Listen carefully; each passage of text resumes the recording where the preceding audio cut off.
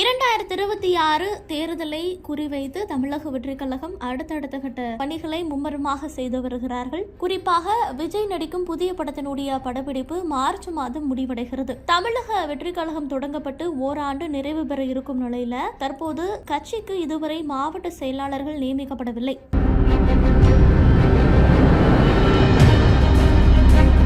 கடந்த ஆண்டு பிப்ரவரி 2ஆம் தேதி தமிழக வெற்றிக் கழகம் என்ற கட்சியை தொடங்கினார் விஜய். அதன் பிறகு அக்டோபர் மாதம் விக்கிரவாண்டியில பிரம்மாண்டமாக கட்சி மாநாடு நடைபெற்று முடிந்திருக்கிறது. அந்த மாநாட்டிற்கு பல்வேறு கூட்டங்கள் கூடியது. மாநாட்டில் விஜய் பேசிய பேச்சுக்கள் தமிழக அரசியல் வட்டாரத்தில் பெரும் தாக்கத்தை ஏற்படுத்தி இருந்தது. விஜய் கட்சி தொடங்கியதிலிருந்தே அவரினுடைய ஒவ்வொரு நகர்வும் கவனிக்கப்பட்டு வருகிறது. அவர் போடக்கூடிய ட்வீட்டாக இருக்கட்டும், அவர் பேசக்கூடிய பேச்சுக்களாக இருக்கட்டும், அனைத்துமே தமிழக அரசியல்ல ஒருவித தாக்கத்தை ஏற்படுத்தி வருகிறது அப்படின்னே சொல்லலாம். அதே நேரத்துல தான் தமிழக வெற்றிக் கழகம் தொடங்கப்பட்டு ஓராண்டு நிறைவு பெற இருக்கும் இந்த நிலையில கட்சிக்கு இதுவரை மாவட்ட செயலாளர்கள் நியமிக்கப்படவில்லை. விஜய் மக்கள் இயக்கத்துல பொறுப்பு வகித்தவர்கள் தான் தற்போது மாவட்ட தலைவர்களாக தொடர்ந்து வருகிறார்கள். இதனால கட்சிக்கு புதிய மாவட்ட செயலாளர்களை நியமிக்க கடந்த சில மாதங்களாக நிர்வாகிகளோடு பொதுச் செயலாளர் புஷி ஆனந்த் ஆலோசனை நடத்தி வந்திருக்கிறார். இந்த நிலையில தான் தற்போது வெளியாகி இருக்கக்கூடிய தகவலின்படி சென்னை பண்ணையூரில் உள்ள அலுவலகத்துல நாளை தமிழக வெற்றிக் கழக நிர்வாகிகள் ஆலோசனை கூட்டம் பொதுச் செயலாளர் புஷி ஆனந்த் தலைமையில் நடைபெற உள்ளதாக ஒரு தகவலுமே வெளியாகி இருக்கிறது.